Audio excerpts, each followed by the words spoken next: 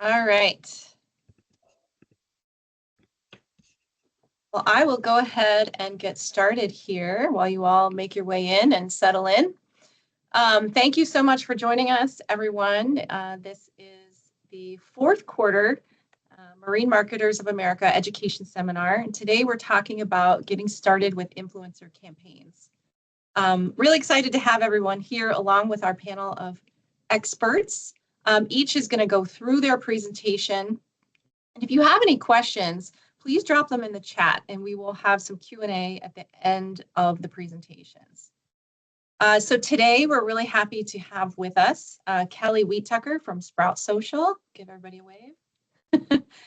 Natalie Schrapla, who represents Bayliner and Heyday Boats with Brunswick, and Felicity Knudsen with Lippert Components. So we're going to kick it off with Kelly and Sprout Social. Kelly advises clients through their evaluation of Tagger's influencer technology platform. She's been working in the advertising technology industry for 12 years, and in a past life, she worked for Fox Sports in national TV ad sales. Kelly lives in St. Louis, Missouri with her husband and twin boys. Welcome, Kelly, and why don't you kick us off? Yes, thank you. Are we able to see? Are you seeing my screen? Oh, shoot. Okay. Unfortunately, my notes aren't populating like they did in their preview. There we go. Okay, friends. Hello, everyone. I'm Kelly Wheat-Tucker. I work for Sprout Social. I'm specifically on the influencer marketing side of the business. You probably know Sprout Social as a social media management and publishing platform. But I'm here today to talk about what is influencer marketing. So let's just set the stage. We're all exposed to influencer content when scrolling through our social feeds. Sometimes it's very apparent, other times it's a lot more subtle, right? Creators ultimately are thought leaders, and some are generic lifestyle creators that might be promoting their favorite vitamins or some sort of a latest closet organizer, while others are more niche, right? Such as a pontoon boat enthusiast.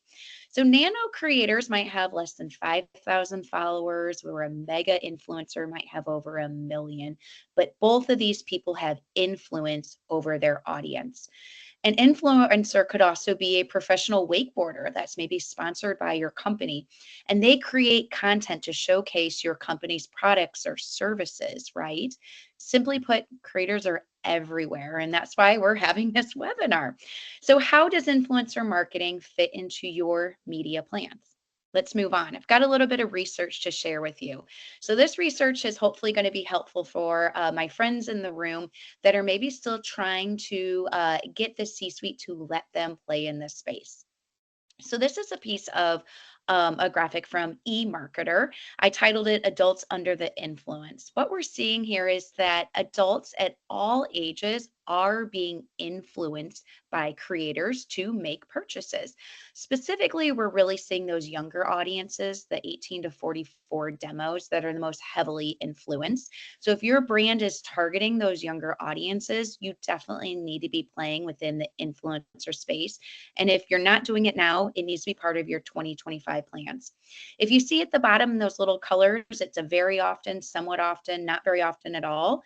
Really, at the end of the day, it still says you're still buying something at some point, right? There's a few people who say they're unsure, but if they're unsure if influencers are influencing them, they're probably unsure about a lot of things in life.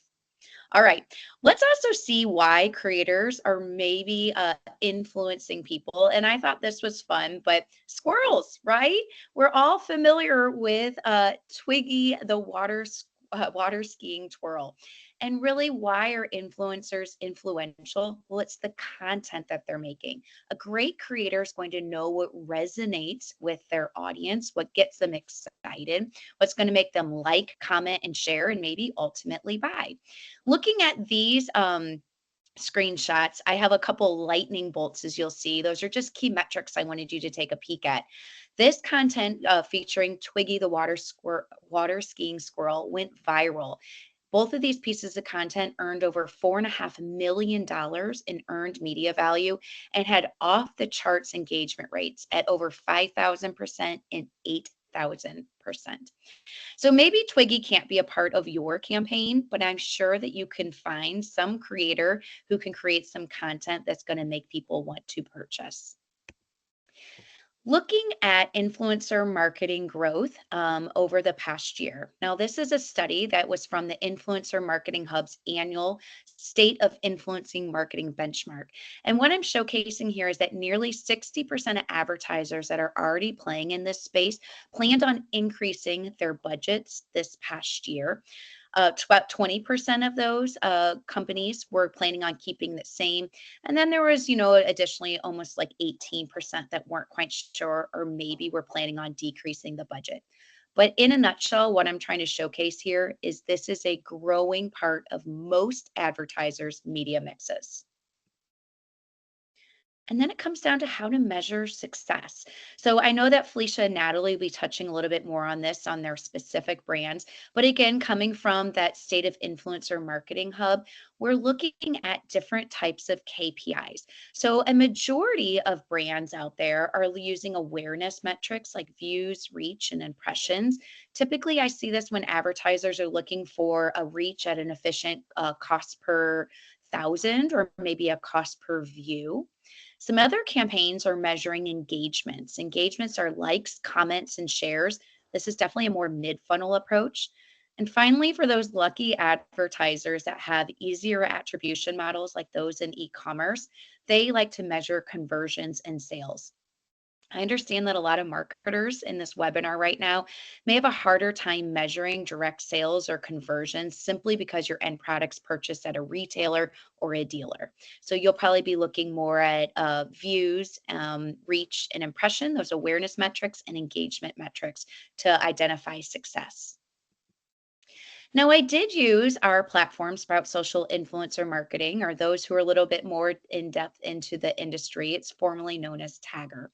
I created a custom report which I pulled earned media values of mentions of boat manufacturers. Now, those that are interested to know if your brand is being represented, look down in my fine print and you can see the brands that I included. But these were mentions of boat manufacturers made by US creators from the start of the year through November 12th. As you can see, a majority of earned media value is actually living within Instagram, followed by TikTok. And then poor old Facebook. There's not too much activity happening there, right? But this type of data can help to inform future influencer campaigns by thinking about your channel strategy. Additionally, these types of numbers and directional data can also help to inform any organic social strategies too. Looking at another custom report that I made, this was looking at creators in the United States who've mentioned different types of outdoor water sports activities. So, looking at personal watercrafts like jet skiing or sea doing, right? Or people who are talking about wakeboarding or water skiing. And again, same date ranges, still creators in the United States. As you'll see in this chart, the bulk of the posts are happening on Instagram. And that's also where, on average, the highest engagement's taking place, right? So I can see on average, 4.8% is the engagement rate of creators who are talking about these fun activities. Now, TikTok also sees a great spike in wakeboarding with a high engagement rate there at over a 6%. Using data like this can help craft your channel and content strategies when working with creators and also start to provide you benchmarks for success. My last piece of research I want to show you today was looking at hashtag trends, looking at data points from that same report that I pulled about water sports activities. I pulled the 8 top hashtags that saw year over year increases. I thought this was just kind of a fun and insightful look as your industry in a whole. But can anybody tell me why was being mentioned so much more in 2024? Also seeing a significant increase and always loving those summer vibes. All right, friends, that's all I have for you today. If you have any questions, pop them into the chat. And I'm going to now stop my slideshow and turn it over to Natalie. Thanks, guys.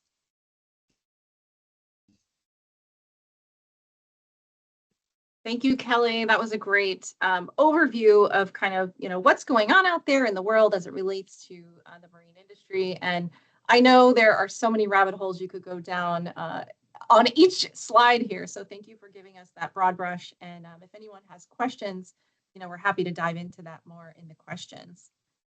Really quick before Natalie starts, I wanted to give you some quick background on her and her expertise. Natalie is the marketing manager for Bayliner and Heyday Wake Boats at Brunswick Corporation. She has nearly 10 years of digital marketing experience and specializes in social media and influencer marketing within the marine industry. Natalie's experience in both B2B and B2C digital marketing has been instrumental in driving brand awareness and customer engagement for their brand. Natalie holds a bachelor's degree in communications from Northern Michigan University. Welcome, Natalie. Awesome. Thank you. Hi, everyone.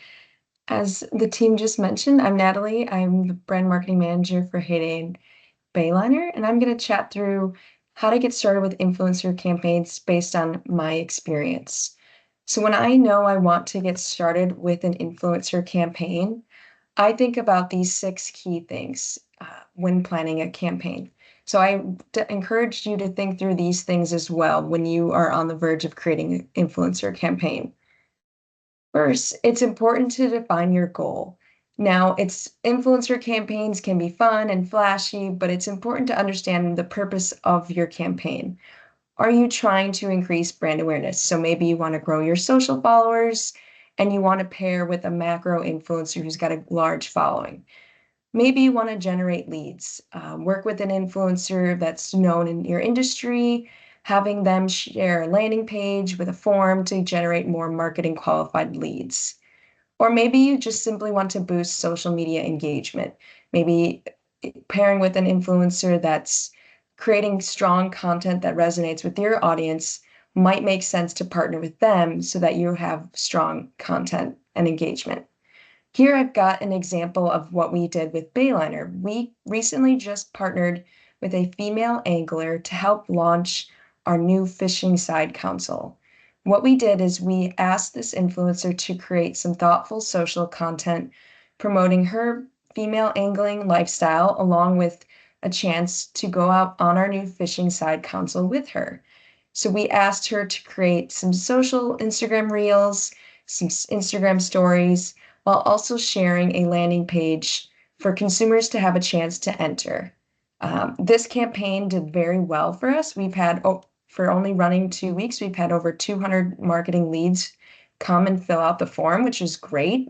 It helped that she is an influencer that's known in the fishing community. So for us to launch this new fishing product, it made the most sense to partner with her.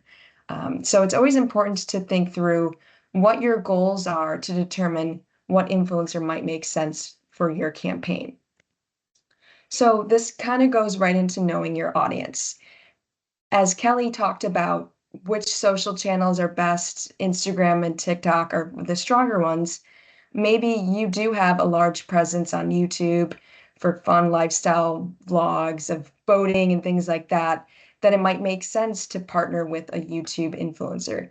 But for the most part of what we've seen in this industry, Instagram seems to have high engagement. So knowing where your influencer spends their time and where your audience spends their time, it's important to pair with an influencer that fits with that. Of course, thinking about the content. If you are a manufacturer that sells center console fishing boats, it might not make sense to pair with a lifestyle influencer. So it's always important to kind of think through who you're trying to partner with based on what their audience looks like and then knowing what your audience looks like. And diving a little bit deeper into finding that right influencer, here at Brunswick, we use an influencer tool called Clear, Klear. And what I love about this tool is that it allows you to plug in an influencer social channel. So let's say you have an influencer in mind, you put in her Instagram handle, it'll pull demographics about that influencer, who her audience is, their top performing content, where their audience lives. So it's important to utilize a tool like that because it really helps to narrow down what influencer is right for you. On the slide at the top of the screen, you can see this is a screenshot of a macro influencer. You can tell because on the right, if it's a little hard to see, they have a decent, strong reach. So if your goal is brand awareness, it might make sense to work with a macro influencer who has large reach. But if you look in the middle, you can see their engagement isn't that strong. If you look at the screenshot on the bottom, you can see that, again, their reach is not so strong, but their engagement is solid.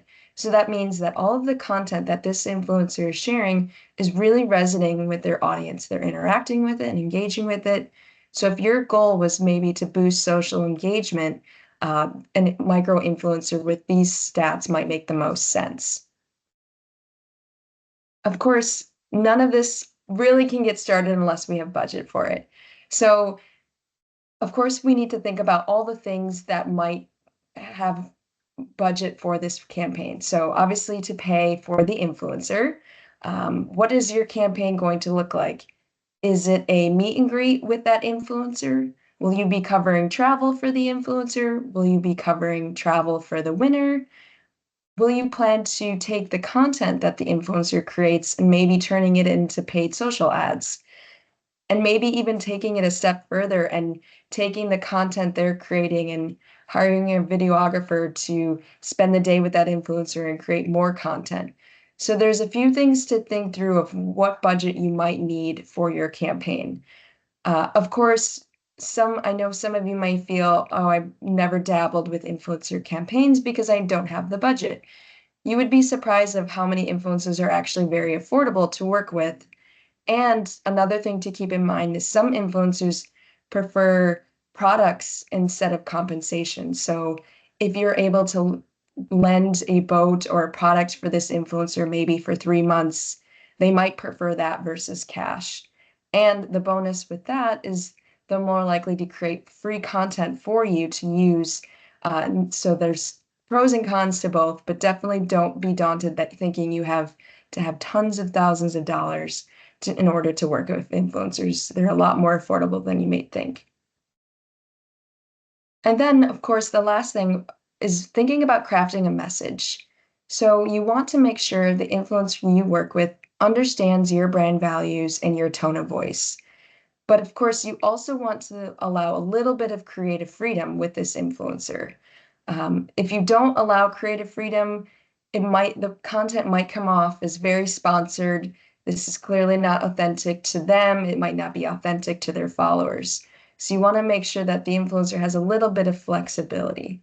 You might feel daunted about that, letting them have a little bit of free reins. So I always encourage that in a contract that you do create with the influencer, you must approve videos, captions, all that good stuff before the content goes live.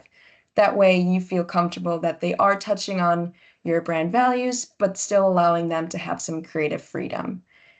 Of course, it's also important to outline in this contract deadlines of when you'd like to review all this content. That way, when you are ready for your go live date, you have everything approved and you both feel good about the content the influencer will be sharing.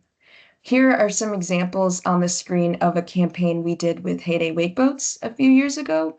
So what we did is we worked with 10 influencers with background in the water sports industry. So we worked with some who were wakeboarders, ocean surfers, wake surfers, foilers, all those good things.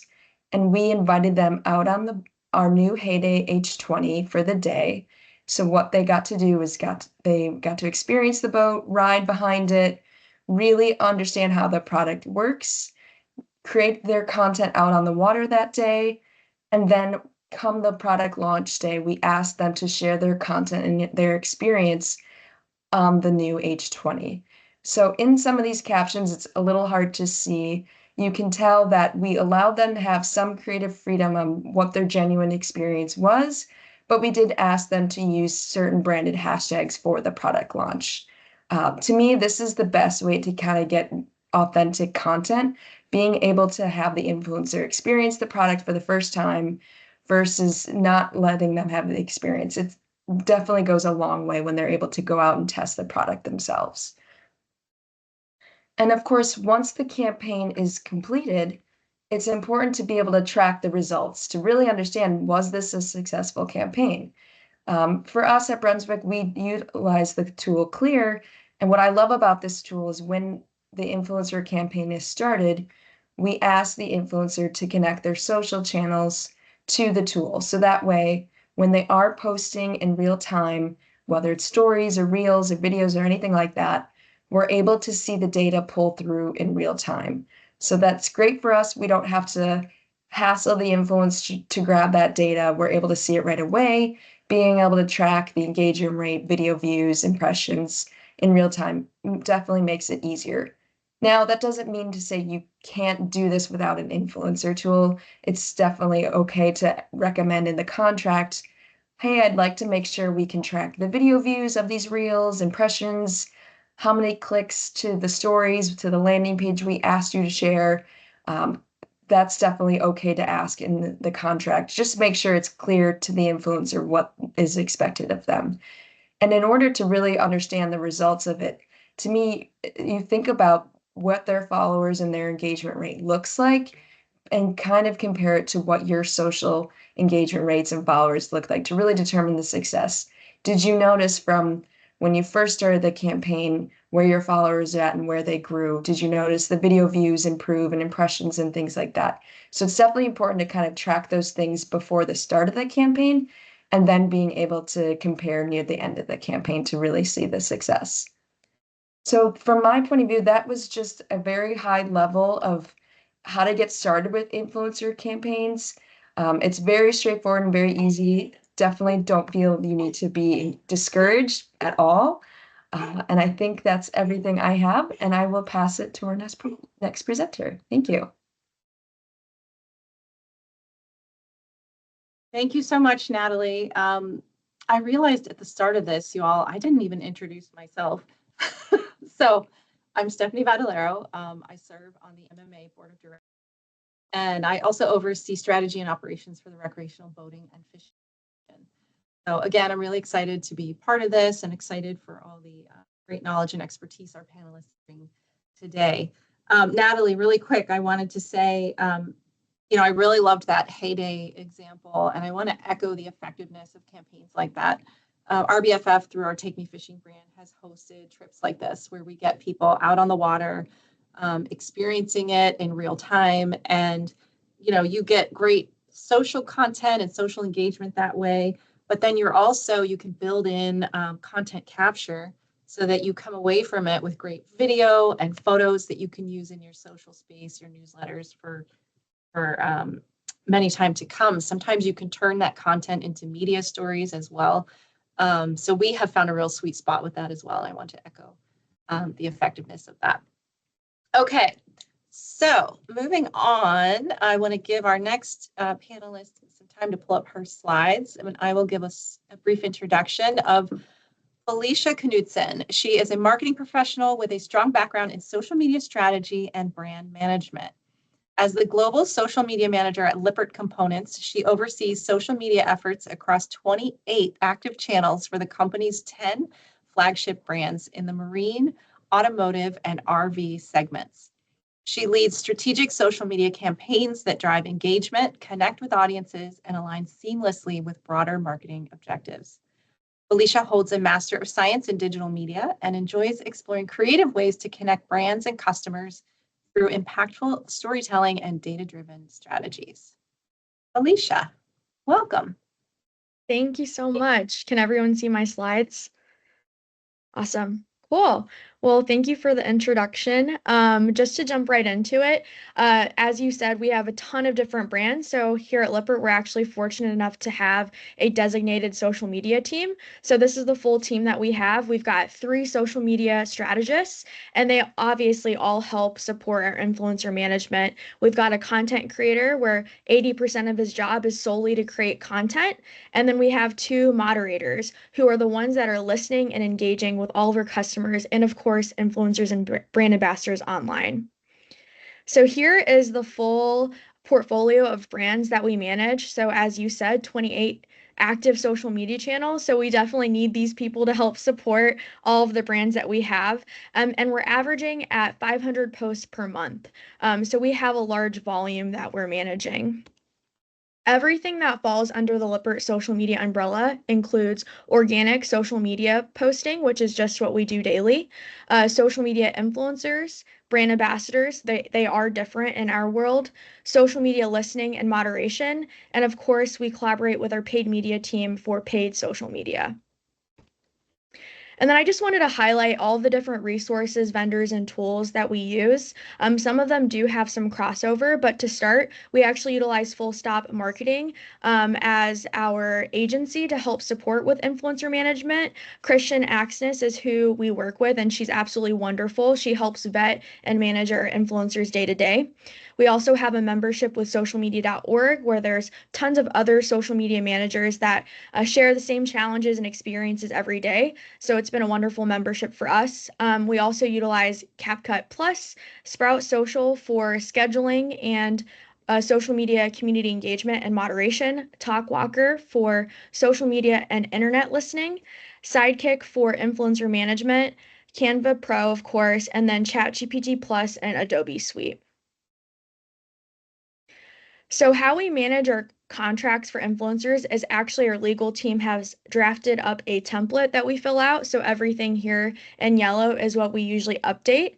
Some considerations to include in your contract are the content guidelines, the do's and don'ts, having a confidentiality agreement, rights for paid promotion. A lot of times influencers want to be paid extra for boosting their content and running it as ads. So you want to make sure that to include that in there.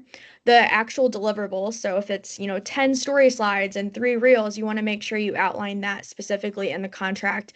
And then, of course, ownership of the vehicle. So we have, like I said earlier, tons of different brands. So sometimes there will be a specific OEM product that is specific to their fitment. So if that is required for the campaign, we want to make sure that they're not selling that vehicle, whether it's a boat or a truck, during that campaign period. So we make sure to include that clause in the contract. We use CPM to manage the rates and negotiate with the influencers. So this shows you how we do that calculation. So it represents the cost of reaching 1,000 people, and we typically like to keep the CPM between $10 and $50. So usually when we're working with influencers, they'll provide their media kit, and a lot of times they'll include their data. So we're able to do that formula beforehand to see whether or not we want to work with them. And then, of course, after we do a campaign with them, we like to calculate that to see if they did fall in, that CPM range that we saw originally. So we can decide whether or not we want to continue working with them in the future. We have several different tiers of relationships. So this year we actually started a content creator program for our automotive segment, and we will most likely expand this to all the other segments in our business like marine. So for our content creator program, we actually contract content creators annually, specifically just to create content, not to post on their social media channels, but oftentimes because they have the product that we ship them, we don't pay them. They'll, naturally just post content featuring it on their pages. And then we've got social media influencers. And we specifically like to leverage their reach and credibility for our brand. And they promote our products and campaigns, and that's a very transactional relationship. So it's usually 1 to 3 months, and it's for a specific campaign. And then, of course, they're expected to create and post on their channels. And then we've got our brand ambassadors, which is more of a long-term relationship. These are usually annual, and they're more integrated into our brand operations. They represent our core values and our initiatives. And then, of course, they promote our products and brand throughout the entire year. And then just wanted to talk a little bit about our process and time frame. So a lot of times it takes 2 to 4 months to complete an entire influencer campaign. So the planning and strategy, meeting with our brand managers to really understand the objectives and what we want to accomplish with this campaign typically takes 2 weeks of conversations and dialogue. And then of course, influencer vetting and selection, that takes 2 weeks. And we use our influencer tool, which I think I have a slide on later, to vet and source these people. And then the proposal and negotiations usually take 1 to 2 weeks. The contracting takes about a week, and then shipment and installation takes 3 to 4 weeks. So that's a really large chunk, but a lot of times it does take time to ship. And then 5 weeks for campaign execution. We've got to give the influencers time to actually create content. Relationship management, which typically takes 3 to 4 hours for that campaign. Then we've got the payment process, making sure that we have all the forms necessary. And then, of course, monitoring and reporting on the campaign. And that typically takes a week because we want to give it 1 to 2 weeks to actually perform so we get an accurate depiction of the performance of the campaign. And then these are objectives and associated KPIs that we like to share with our brand managers when identifying what the goal of the campaign is. So if your goal is to expand your content library, then it would be pieces of new content created. If it's to drive product sales, then maybe you want to use number of clicks on link with a UTM. Raising awareness is typically reach and impressions. Elevating brand awareness, again, is also impressions, and then growth in social media followers, and then targeting specific demographics for the campaign objective. That's just audience growth in that specific demographic segment. And then these are some questions we like to ask our brand managers when selecting priorities over the campaign. So is the product profitable enough to justify influencer spending? Will these products be ready for shipment? If it's not ready for shipment, then it makes it really hard to have that conversation with influencers because it keeps on getting delayed. Does this align with our broader marketing campaign tactics? We've got to look at everything from a comprehensive approach. And then is installation a factor? Because a lot of times influencers may not manage that installation, which could also take more time. And then these were just a few of our Q1 and Q2 influencer program wins. So in Q1 and Q2, we managed over 17 influencers, produced 21 deliverables, and averaged 109 impressions per campaign, and kept it between that 10 to 100 CPM, which was $34.62. We also had a new agency that we worked with, Full Stop Marketing, which was a much smoother process. We collaborated with the paid media team to make sure that our influencers were connected into our tools and we were able to boost their content. We actually had one point of contact for shipment this year, which our person that helps with the logistics of this, they actually QA the product before it goes out to ensure that they're not receiving anything damaged, because things do happen. So it helps protect us in that way. And then we also utilized and optimized our tool Sidekick this year for better management. And we also tested out creating a custom landing page for an influencer this year. And just to talk a little bit more about our tool Sidekick, we use this tool to vet influencers. So here you'll see just a quick snapshot of what it looks like when you log into the account. We use it to track the performance of their content, and then we also use it to pay the influencers. So that's something we actually tested out this year. We actually upload a set dollar amount to the platform, and then there's a button within the platform that you can click to pay out the influencers, so you don't have to do, a really long process with your accounts payable team each time. And then this just shows you an overview of what you'll see when you click into an influencer profile. It shows their social ranking.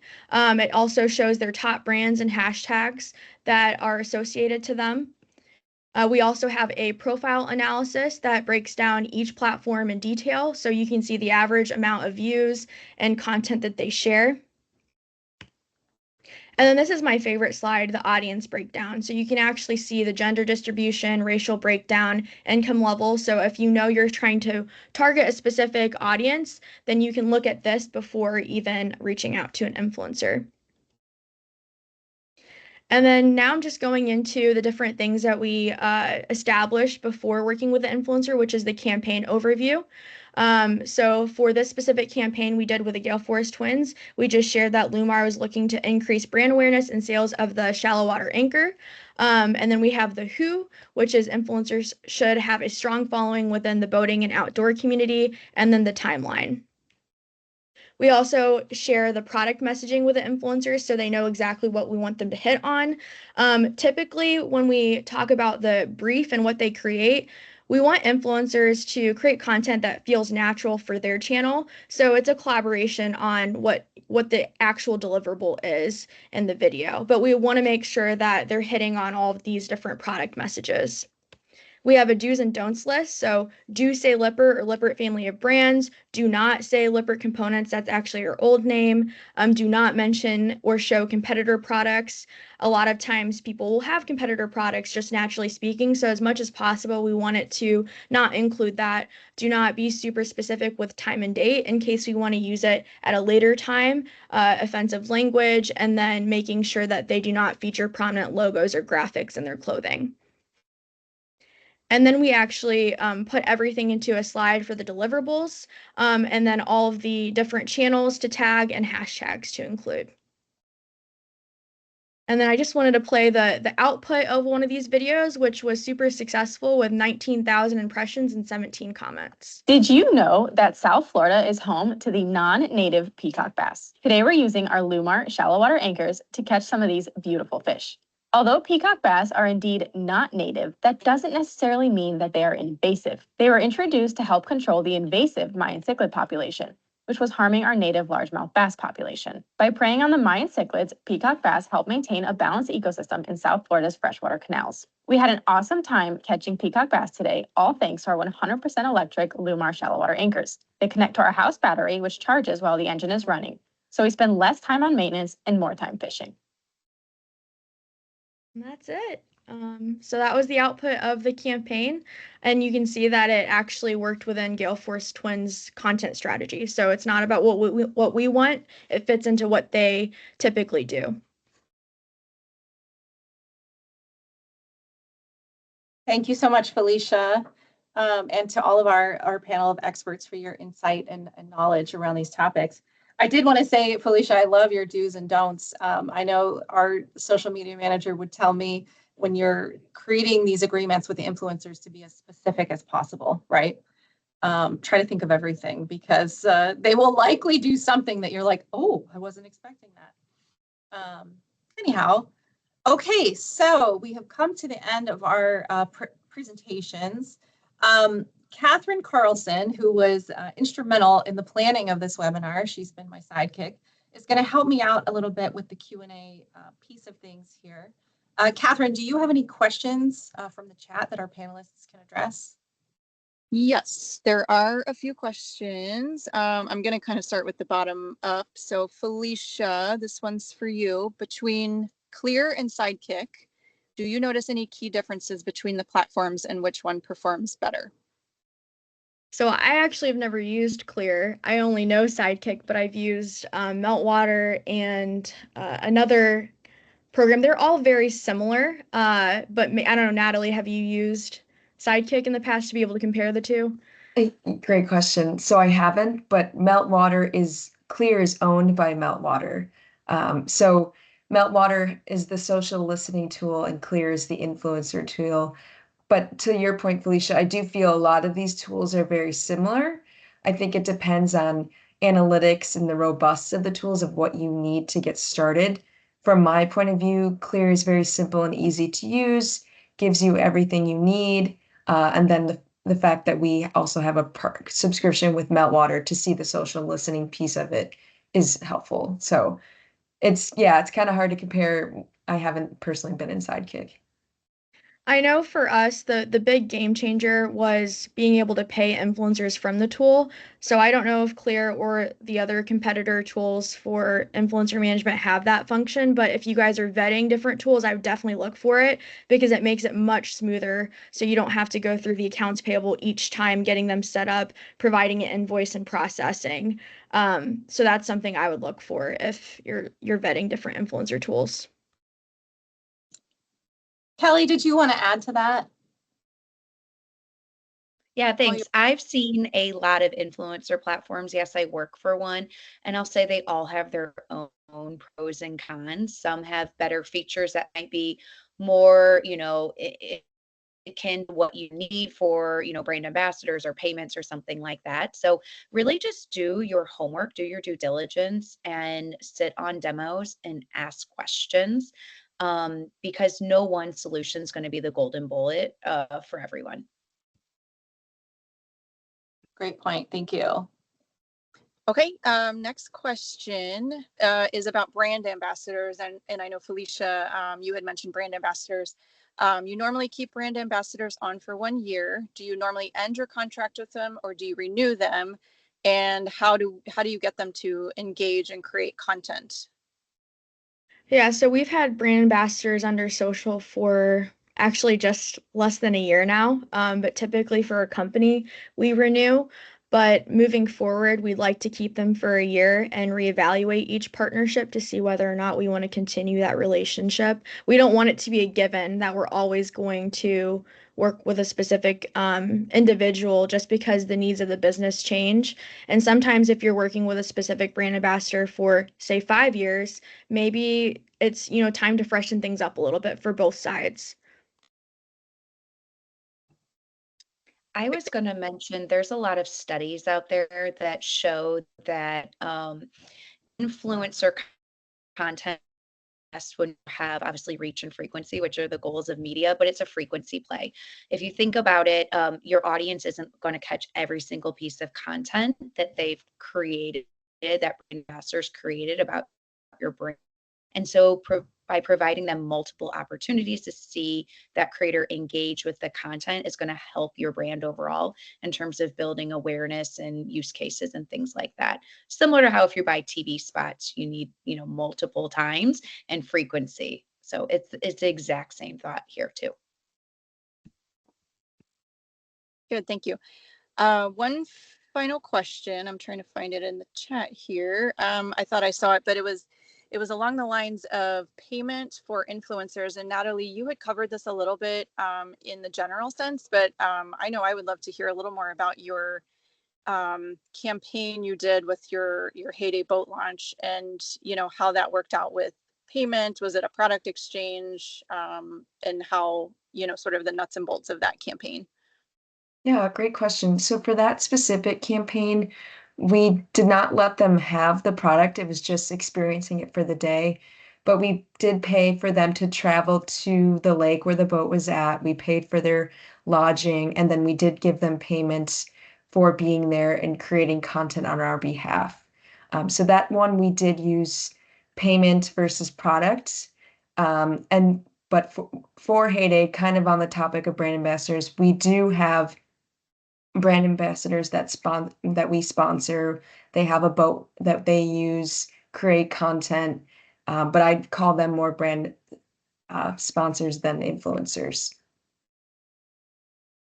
Perfect, thank you. And then question for Kelly: is there a plan in Sprout to be able to collaborate with brand ambassadors? Right now it's sort of a manual process through Instagram. Yeah, so the Sprout platform for publishing and employee advocacy and all that, the predominant platform is actually separate from the influencer component. I can't actively speak about some upcoming releases and things like that until they're public. But as of right now, if you are using the influencer platform, you can message creators via email.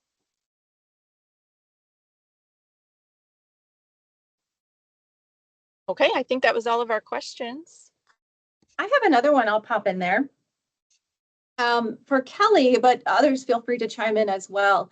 You hit a pretty broad brush of analytics at the beginning, and I know from experience that you start peeling back some layers, and there's a lot of things you can track and look at, such as sentiment.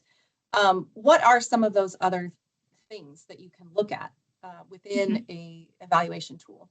Yeah, so speaking specifically from Sprout Social's influencer marketing tool, all that research that I pulled is from a specific feature within the tool called Signals. Signals is essentially creator and brand social listening. So, what are those movers and shakers of the world? What are they talking about? You can glean performance metrics, audience insights, and demographics, trends and evaluation. So, like looking at those hashtags, what's being used. You can also see what creators are talking about in terms of other brands that might also resonate with your audience. It's a pretty robust tool. If anybody is interested, of course, we can connect and I can put you in touch with the right people who can talk to you a little bit more about that. Awesome, thanks. And for our practitioners, Natalie and Felicia, what would you say are the key metrics you're looking at most often? I mean, engagement's a big one, right? Anything else? I think from my point of view, if my goal is to generate leads, it's definitely tracking click-through rates through those landing page that those influencers are sharing. And video views is another big one for me. Mm-hmm.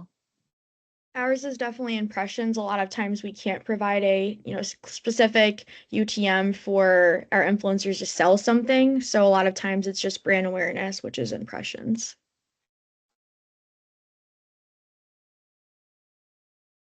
Great. We just got another question in the chat here. This is for anyone. Have you ever worked with influencers who didn't fulfill the goals outlined at the start of the contract? If so, how did you handle those situations? Great question. I can relate to this one. This has definitely happened, and that's why I think it's so important to vet those influencers early on, make sure the deliverables in the contract are crystal clear. How have I handled this? I've brought it up to them and let them know, we asked you to share 3 reels, you only shared 2. Can you create more content outside of this contract to share? And most of the time when I have brought this up to them, the influencers have been open and understanding and willing to do that. I haven't had an influencer push back saying, I'm just not going to do it. But you've had to definitely gently remind them to stay on top of their deliverables when you see it's getting close to the end of the contract and they haven't completed them. I felt I've had to definitely follow up. It's frustrating. It doesn't happen often, but it can happen.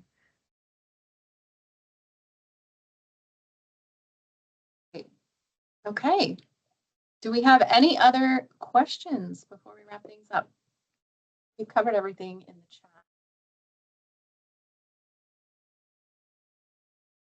chat. What is the best way you have found to communicate with your brand ambassadors? Go ahead, Felicia. We have trouble getting them to respond to us. I was just going to say just a monthly call, a monthly rolling call. So you get them on the line and you can really talk through everything, just 30 minutes. That's the best way from my perspective. I agree. Gives you time to talk about what you need from them, what's still missing from action items and things like that. The call is the best way. I'll answer that question, Jeff, a little bit differently. That's under contract, which of course to clip a lot of things. But in terms of that initial outreach message, short and sweet, if you think about these creators, they're being inundated with messages all the time. Some of the messages are very unpersonalized, which makes people not want to respond. So if you can be short, sweet, and personalized, what are you looking to work with them for? That can really help make sure that you have an impactful subject line if you're doing email as well. Sometimes you have to do DMs, and luckily Instagram's made a new feature and functionality that some DMs that come from advertisers will actually go to a separate inbox. But we find email is usually a really brand authentic way to communicate with creators.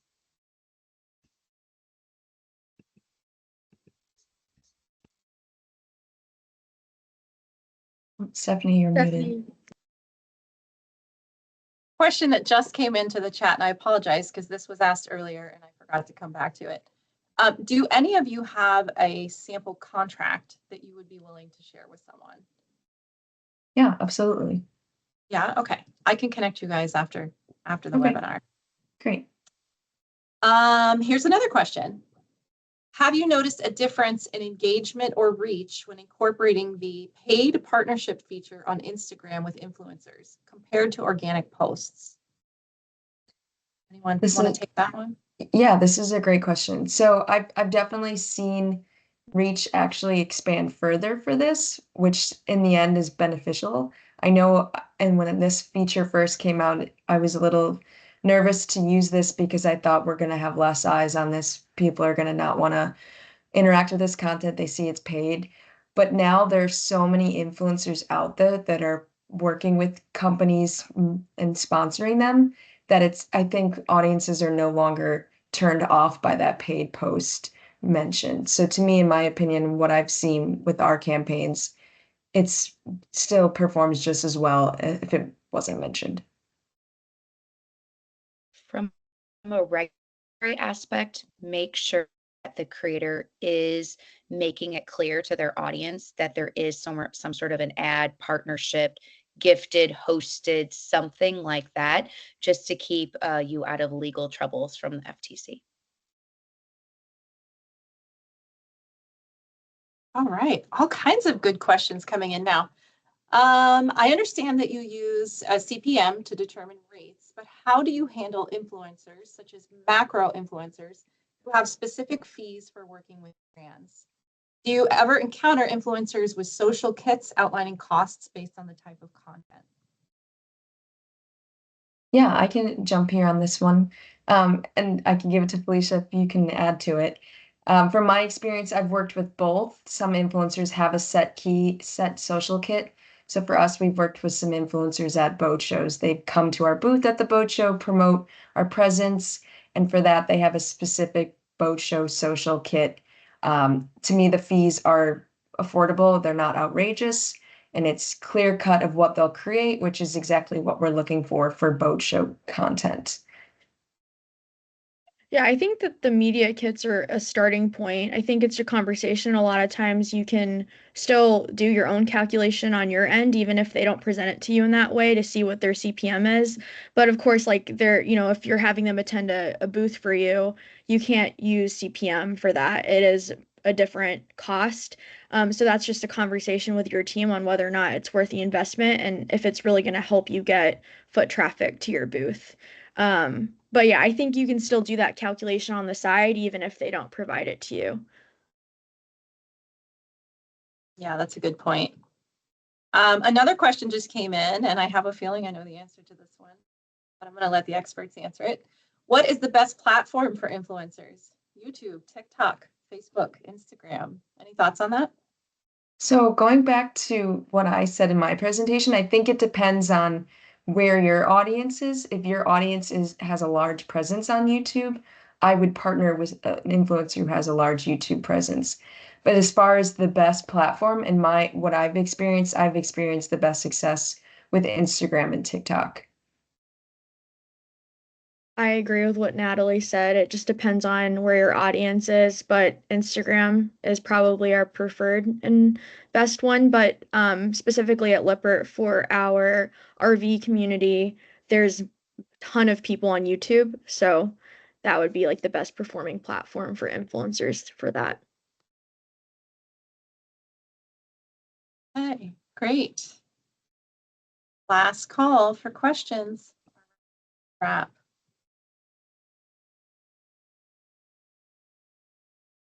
We are recording this webinar and we'll email out a link to everyone when that's ready, hopefully in a couple of days. The video will live on the MMA website and the MMA YouTube channel. If you don't see that email for some reason, you can go there and look for it.